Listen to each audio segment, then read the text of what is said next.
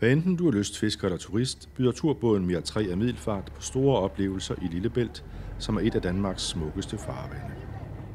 Nyd for eksempel turen under den gamle Lillebæltsbro, videre gennem Snævringen og Fennesund. Mira 3 byder på tursejlads, fisketure, marsvineture, kæresteture, vinture, hyggeture, historiske ture og find selv på ture. Kort sagt, alle slags bådture.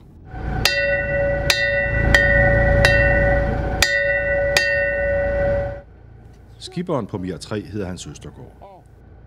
Mira 3 er bygget på Frederikssunds Skibsværft og sejlede fra 1915 som turbåd på Øresund.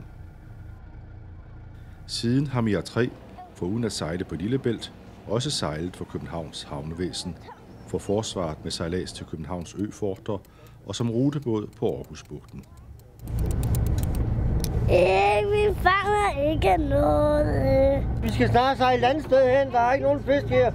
Det var lodsen Henriksen fra Gammel Vestergade i Middelfart, der for at supplere sin løn som lods i 1966 købte Mira 3 og fik skibet til Middelfart, hvor han startede tursejlads på Lillebælt. Meli, vi har fanget en fisk. Oplev en lille del af Fyn fra søsiden og indtag eventuelt en god frokost eller middag ombord i skibets hyggelige salon, hvor der er plads til 30 personer. Du kan også leje Mira 3 til foreningsudflugt, fødselsdag, konfirmation, bryllup eller firmafest. Mira 3 har plads til 65 passagerer og sejler på Lillebælt hele året. Mira 3 sejler ud fra Lillebælt Gamle Havn for enden af Havnegade.